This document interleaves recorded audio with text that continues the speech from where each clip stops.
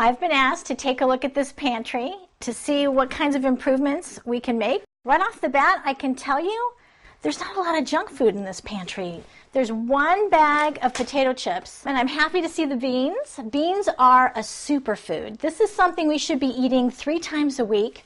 And now we're on to the soups. It's a really good thing to have in your pantry, very convenient lunch and snack.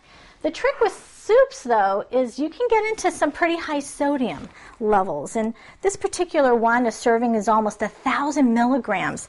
So if sodium's an issue for you and your medical condition, go out of your way and kind of read the labels and try to find one that does have lower sodium. I'm also happy to see some walnuts, or any other nut for that matter. Nuts, yes, they're high in fat, I'll give you that, but they're good fats. They have a lot of monounsaturated fat, they have phytochemicals, they have fiber.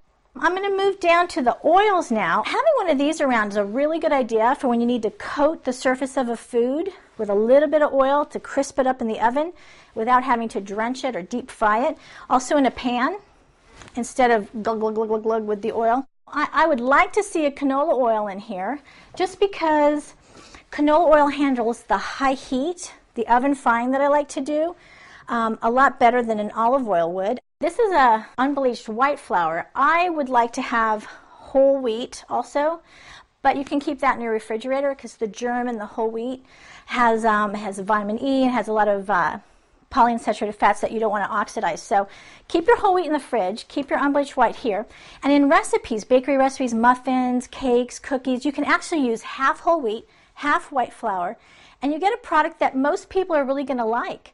I like the chicken stock in the pantry. I think that's a really good idea. It's a great fat replacement in stir fries, casseroles. Anytime you would add, say, a 1/4 cup of butter or oil, you can cut it down to a tablespoon or 2 and then make up the difference when moisture is needed with something quick and handy like chicken broth. And of course, what would a pantry be without pasta? A lot of white pastas available in this pantry. I would love to see some of the whole wheat grain blend pastas. There's quite a few brands out now.